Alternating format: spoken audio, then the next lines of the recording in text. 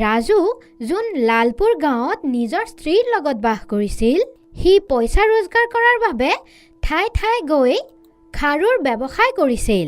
নিজৰ স্ত্ৰীক অকলে এৰি সি গাঁও গাঁও ঘূৰি নিজৰ কাম কৰিছিল। এনেকুৱাকৈ যেতিয়া এদিনাখন ৰাজু ব্যৱসায়ৰ বাবে ঘৰৰ পৰা ওলাই আছিল, তো নিজৰ পত্নীক ক'লে, আৰে শুনিছানে সুনিতা, মোৰ টিফিনটো পেক কৰি দিয়াচোন, মই বাহিৰতে ক'বাত বহি পেলাই খাই ল'ম, এতিয়া মোৰ দেৰি হৈ আছে, সোনকালে কৰা, অলপমান ৰ'বা, মই এতিয়াই তোমাৰ টিফিন পেক কৰি আনি আছোঁ, অলপমান সোনকালে কৰা, মোক নদীও পাৰ কৰিব লাগে। টিফিন লৈ ৰাজু খাৰু বিকিবলৈ ওলাই গ'ল। বেচাৰা ৰাজুৰ ওচৰত যোৱা অহা কৰিবলৈ সাধনো নাছিল, যাৰ বাবে সি নদী সাঁতুৰি বেলেগ গাঁৱলৈ গৈছিল। ৰঙীন খাৰু লৈ লোৱা, আহক আহক, নতুন নতুন খাৰু লৈ লওক। অ' দাদা, ইফালেতো আহক, মোৰ কেইযোৰমান খাৰু লাগে। হয় বাইদেউ, এতিয়াই আহি আছোঁ। আৰে দাদা, আপোনাৰ ওচৰতো বৰ ধুনীয়া ধুনীয়া খাৰু আছে, মোকো 2 ডৰ্জন খাৰু দি দিয়ক। ৰাজুৰ চব খাৰু এনেকুৱাকৈয়ে লাহে লাহে গোটেই গাঁওখনত বিক্ৰী হৈ যায়। এনেকুৱাকৈয়ে সি সদায় গাঁও ঘূৰি ঘূৰি খাৰু বিক্ৰী কৰি পইচা ৰোজগাৰ কৰিছিল। এদিনাখন যেতিয়া ৰাজু খাৰু বিক্ৰী কৰি ঘৰলৈ আহিল, তো চালে তাৰ স্ত্ৰীৰ গা বৰ বেয়া। আৰে সুনিতা, কি হ'ল? তোমাৰ গা ইমান বেয়া কিয় হৈ গ'ল? নাজানো অ', যেতিয়া মই ৰান্ধি আছিলোঁ তেতিয়া মই জ্ঞান হাৰালোঁ আৰু মোৰ গা বেয়া হৈ গ'ল। বেচাৰা ৰাজু চিকিৎসাৰ বাবে নিজৰ স্ত্ৰীক হস্পিটাললৈ লৈ গ'ল। হস্পিটালত ডক্টৰে ৰাজুক ক'লে, এওঁৰ গাটো বহুত বেয়া হৈ গৈছে, তেওঁৰ চিকিৎসাৰ বাবে বহুত পইচাৰ প্ৰয়োজন। ঠিক আছে, আপুনি চিকিৎসা কৰক, মই পইচা জমা কৰি আছোঁ। বেচাৰা যিমান পইচা ৰোজগাৰ কৰিছিল, সেই চব পইচা সি নিজৰ স্ত্ৰীৰ চিকিৎসাত লগাই দিলে, যাৰ বাবে তাৰ ওচৰত এতিয়া আৰু পইচাই নাছিল। ৰাজু নিজৰ স্ত্ৰীৰ চিকিৎসা কৰাই তেওঁক ঘৰত লৈ আহিল আৰু তাৰপিছত সি চিন্তাত পৰি গ'ল। হে ভগৱান, এতিয়া মই কি কৰিম? যি পইচা মই ৰোজগাৰ কৰিছিলোঁ সেইবোৰ চবতো মোৰ স্ত্ৰীৰ চিকিৎসাতে শেষ হৈ গ'ল। এতিয়া মোক আকৌ খাৰু বনাই বিক্ৰী কৰিব লাগিব, কিন্তু তাৰপিছত মোৰ স্ত্ৰীক ঘৰত কোনে চাব? বেচাৰা গোটেই ৰাতি পৰিশ্ৰম কৰি খাৰু বনালে আৰু পুৱা হোৱাৰ লগে লগে সি পইচা ৰোজগাৰ কৰাৰ বাবে গোটেই গাঁৱত খাৰু বিক্ৰী কৰি পইচা ৰোজগাৰ কৰাৰ বাবে ওলাই গ'ল। সেউজীয়া, হালধীয়া, ৰঙা, নীলা, গুলপীয়া খাৰু কিনক, আহক আহক।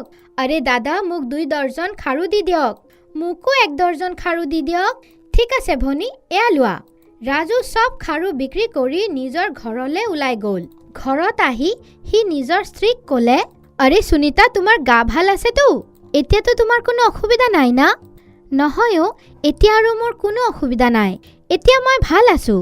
আৰে মই শুনিছোঁ ওচৰৰ গাঁৱত মেলা বহিছে, যদি তোমাৰ গা ভাল আছে তেনেহ'লে আমি দুয়োজন মিলি মেলা ফুৰি আহোঁ ব'লা, আজি মোৰ ওচৰত অলপমান পইচাও আছে। ঠিক আছে ব'লা। পিছদিনা ৰাতিপুৱা ৰাজু আৰু সুনিতা মেলা চাবলৈ গ'ল। মেলা চাবলৈ সিহঁতক নদী পাৰ কৰিব লাগিল। সিহঁতে নদী পাৰ কৰি মেলালৈ আহি গ'ল, য'ত সুনিতা ৰাজুক ক'লে, আৰে ৱাহ, এয়াতো বহুত ডাঙৰ মেলা হয়, মইতো এনেকুৱা মেলা মোৰ জীৱনত কেতিয়াও দেখা নাই। হয় সুনিতা, তুমি একেবাৰে ঠিকে কৈ আছা, এয়া বহুত ডাঙৰ মেলা হয়, ব'লা এতিয়া আমি দুজন মেলাত অলপমান আনন্দ কৰি লওঁ। আৰু এনেকুৱাকৈয়ে দুয়োজন একেলগে হৈ মেলা ফুৰিলে। তাৰপিছত সুনিতাৰ ভোক লাগিলে। আৰে শুনিছা, মোক বহুত জোৰে ভোক লাগিছে, ব'লা কিবা খাওঁ। হয়, মোৰো বহুত জোৰে ভোক লাগিছে। দুয়োজন এখন দোকানত কচৰি খাবলৈ ওলাই গ'ল। ৰাজু কচৰিৰ দোকানৰ মানুহক পইচা দিবলৈ পইচা ওলালে, তেতিয়াই এজন চোৰ তাৰ চব পইচা চুৰ কৰি পলাই গ'ল। ৰাজু তাক ধৰিবলৈ বহুত চেষ্টা কৰিলে, কিন্তু সি চোৰক ধৰিব নোৱাৰিলে। তেওঁৰ ওচৰত আৰু পইচা নোহোৱাৰ বাবে সিহঁত দুজন একো নোখোৱাকৈয়ে আহি গ'ল। এতিয়া মই কি কৰিম? হে ভগৱান, মোৰ ওচৰততো এতিয়া পইচাও নাই, যিমান পইচা মই আনিছিলোঁ সেইবোৰতো সেই চুৰ কৰি লৈ গ'ল। আপুনি নাকান্দিব, আমি দুয়োজন মিলি আকৌ পইচা ৰোজগাৰ কৰি ল'ম। এতিয়া এৰা, আমাক মেলাৰ পৰা ঘৰলৈ উভতি যাব লাগিব, সন্ধিয়া হ'ব আহিছে।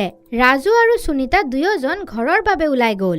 সুনিতাৰ বাটত বহুত জোৰে ভোক লাগিলে আৰু সুনিতা ৰাজুক ক'লে, শুনিছেনে, মোৰতো বহুত জোৰে ভোক লাগিছে। এতিয়া আমি দুয়োজন কি কৰিম? আমাৰ ওচৰততো পইচাও নাই, কি কিবা কিনি খাই লওঁ। কি কৰিম সুনিতা?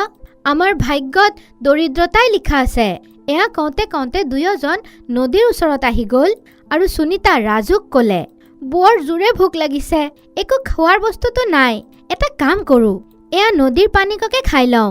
পানী খালে হ'ব পাৰে ভোকটো অলপমান কমি যায়। হয়, যোৱা পানী খাই লোৱা, তাৰপিছত আমি ঘৰলৈ যাম। সুনিতা যেতিয়াই নদীৰ পানী হাতত ল'লে, সেই মুহূৰ্ততে সেই পানী এটা ৰুটি হৈ গ'ল। আৰু সুনিতা দেখা পাই আচৰিত হৈ গ'ল আৰু ক'লে, আৰে শুনিছা, এয়া চোৱা, মইতো নদীৰ পৰা পানী লৈছিলোঁ, সেই পানীটোতো ৰুটি হৈ গ'ল। এনেকুৱা কেনেকুৱাকৈ হ'ব পাৰে? পানী আকৌ ৰুটি কেনেকুৱাকৈ হ'ব পাৰে? ৰাজু চিন্তাত পৰি গ'ল। তেতিয়াই নদীৰ পৰা এজনী জলপৰী ওলালে আৰু ক'লে, ৰাজু, সুনিতা, তোমালোক ভয় নাখাবা, এয়া যাদুই পানীৰ ৰুটি হয়। তোমালোকৰ ধন্যবাদ। মোক কোনোবাই সাপ দিছিল কি মই তেতিয়ালৈকে পানীৰ ভিতৰত থাকিম যেতিয়ালৈকে কোনো সৎ মানুহ এই নদীৰ পানী নাখায়। আৰু আজিলৈকে মই অপেক্ষা কৰিছোঁ। শেষত সেই দিনটো আহিয়ে গ'ল আৰু মই আকৌ জলপৰী হৈ গ'লোঁ। আৰু এইবোৰ চব তোমাৰ বাবেই হৈছে।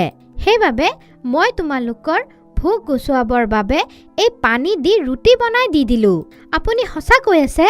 এয়া এখন যাদুই পানীৰ ৰুটি হয়? হয়, আৰু এতিয়া তুমি এই যাদুই পানীৰ ৰুটিৰ দ্বাৰা কেতিয়াও যিকোনো সহায় পাব পাৰা। তুমি এইটোৰ দ্বাৰা নিজৰ দৰিদ্ৰতা দূৰ কৰিব পাৰা। তুমি এই যাদুই পানীৰ ৰুটিৰ পৰা যি বিচাৰিবা সেইটো পাই যাবা।